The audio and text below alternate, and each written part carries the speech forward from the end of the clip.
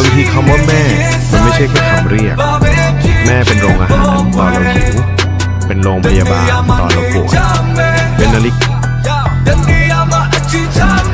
ဆဲတယ်ဆိုတာလူတိုင်းဆဲတယ်ဒါပေမဲ့ဇယိုက်ချင်းမတူလို့ဆဲတာ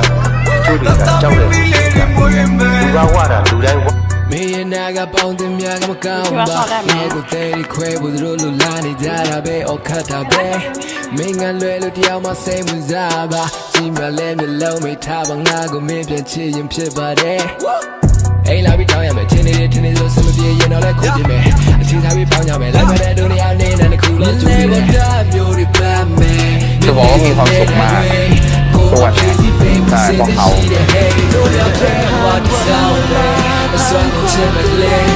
Saya sudah berjaya